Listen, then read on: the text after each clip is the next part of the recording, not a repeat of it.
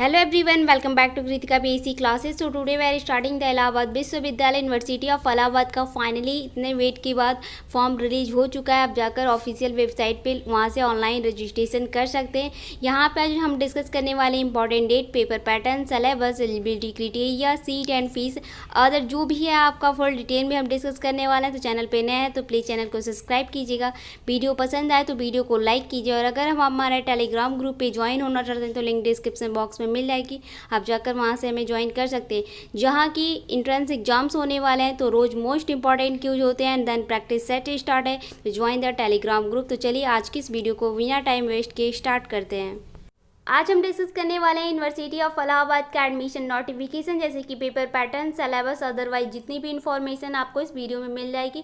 आज स्पेशली हम बात करने वाले हैं पोस्ट ग्रेजुएशन एडमिशन टेस्ट यानी PGAT 2021 का, सीजन 2021-22 का। आपको कोई भी इन्फॉर्मेशन चाहिए तो आप इलाहाबाद यूनिवर्सिटी की ऑफिशियल वेबसाइट, ये दो लिंक है, आप इस पर जाकर लॉग इन कर सकते हैं। क्रोम ब्राउजर पे या फिर किसी भी ब्राउजर साइट पे जाकर आप लॉग इन करके वहाँ से चेक कर सकते हैं। अगर आपको ऑनलाइन एप्लीकेशन फॉर्म करना है तो वो भी आपको यहाँ पे इस लिंक पे आपको फुल डिटेल में डिस्कस मिल जाएगी। ओके, जो रजिस्ट्रेशन फ़ीस होती है PGT फर्स्ट के कोर्स के लिए, वो अनरिसीव EWS OBC कैटेगरी के लिए जो होती है, वो जनरल OBC कैटेगरी के लिए होती है, वो 800 होती है। एंड जो SC ST एंड PH के होती हैं उनके लिए 400 होती है। वहीं जो रजिस्ट्रेशन फ़ीस होती है PGT सेकेंड कोर्स के लिए, वो EWS OBC कैटेगरी के लिए जो होती है 600 होती है। एंड वहीं SC ST एंड PH के लिए होती है वो 800 होती है। ओके, इम्पॉर्टेंट डेट की बात करें तो इम्पॉर्टेंट डेट में जो online opening of online registration form है, वो आपका फॉर्म रिलीज हुआ है, वो 11 सितंबर 2029 को, यानी फॉर्म रिलीज हो चुका है। वो ऑफिशियल वेबसाइट पर जाकर लॉगिन कर सकते हैं, वहाँ से आप अपना रजिस्ट्रेशन कर सकते हैं।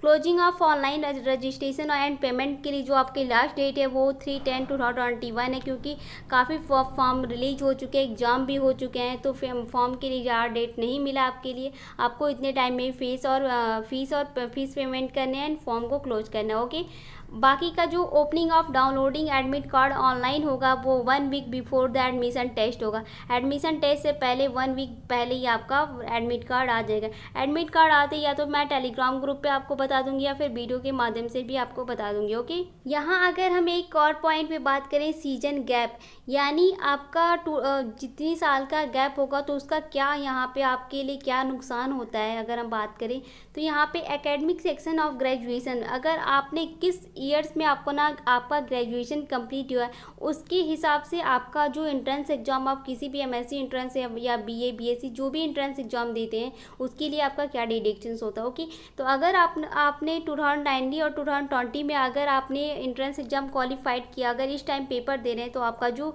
मार्क कटेगा, मतलब कि अगर सिंपल भाषा में बात करें तो आपका जो एंट्रेंस एग्जाम देते हैं उसमें जो आपकी मार्क कटेगा वो आपका 5% होगा। 2029 और 22 में अगर आपने किया होगा, 2028-29 में अगर आपने किया हो तो आपका 10% की मार्किंग होगी। 2027 और 18 में अगर आपने कंप्लीट किया होगा तो 50% का, और 2027-80 में भी किया होगा तो आपका 50% की मार्किंग होगी।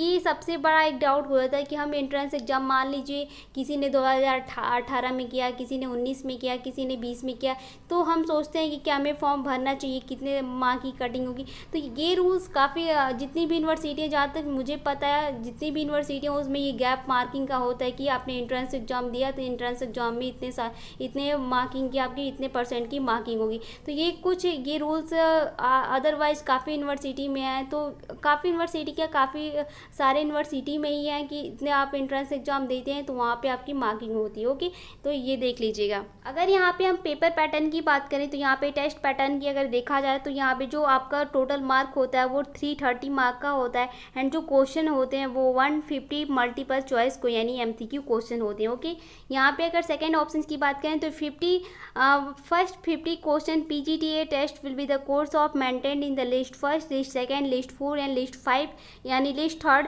Will compulsory for all candidate. मतलब कि जो यहाँ पे list first, list second and list third के कैंडिडेट होते हैं उनके लिए जो ये फर्स्ट 50 क्वेश्चन होता है PGAT फर्स्ट पेपर के लिए, वो ऑल कैंडिडेट के लिए कंपलसरी होता है। मतलब कोई भी स्टूडेंट इसे छोड़ नहीं सकता, जो भी स्टूडेंट होंगे उनके लिए पेपर देना होगा। Okay, this 50 questions will be the related to the general awareness, general English, general Hindi, logical reasoning and mental ability. ये जो क्वेश्चंस होंगे, यानी जो 50 और जो अदरवाइज जो 50 क्वेश्चन होगा वो कंपलसरी होगा, और जो 50 क्वेश्चन होगा वो जीके से, अगर सिंपल भाषा में बात करें तो जीके से क्वेश्चन होगा। Etch correct answer will be the 2 mark. जो जीके का जो क्वेश्चन होगा, ये जो जीके है वो आपके ऑल कैंडिडेट के लिए कंपलसरी होगा, ओके। बट जो यहाँ पे ये क्वेश्चन होगा जीके का, जो 1 क्वेश्चन होगा वो आपका कितने का नंबर का होगा, 2 मार्क का होगा, ओके। वहीं पे अगर हम सेकेंड ऑप्शन की बात करें तो remembering 100 question of the PGT test a course maintain list first, list second and list will be the related to the 2 subject final year. Final year में जो आपका 2 सब्जेक्ट होगा, मान लीजिए आपने फर्स्ट ईयर में आपने 3 सब्जेक्ट से लेना रहता है, लास्ट में एक सब्जेक्ट आपका छोड़ना रहता है।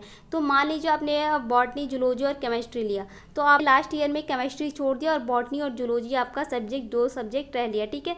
तो यहाँ पे मान लीजिए आपका बॉटनी हो गया और एंड जूलॉजी हो गया, 2 सब्जेक्ट जो है आपका फाइनल ईयर में है, ओके।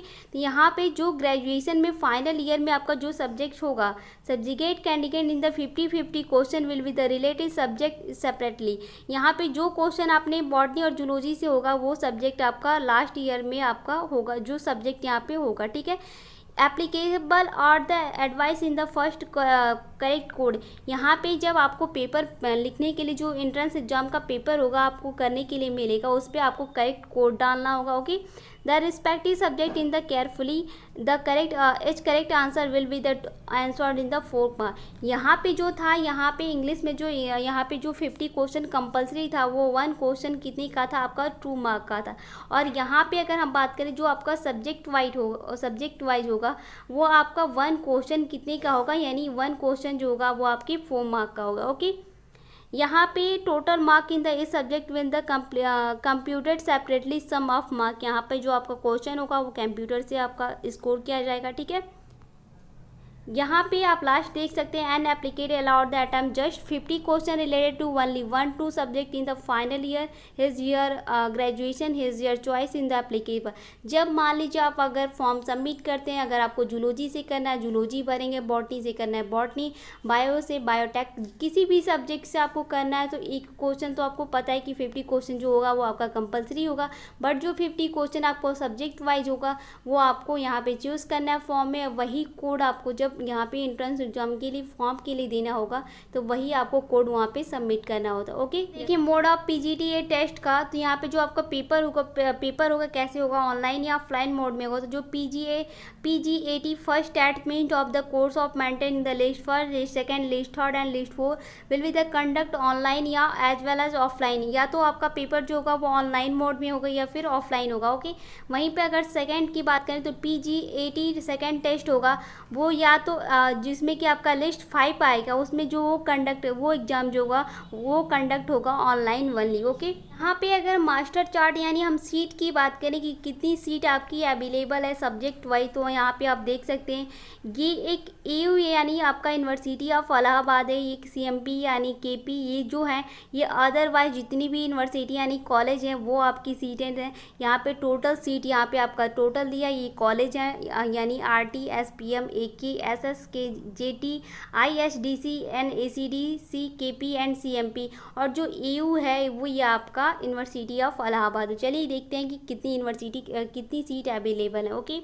की सीट बॉटनी कोर्स की सीट की बात करें तो जो आपका टोटल कोर्स के लिए इलाहाबाद यूनिवर्सिटी में जो आपकी सीट है वो 77 है, बाकी का अदर 75 और 50, यानी जो टोटल सीट बॉटनी के लिए वो आपका 202 है, ओके।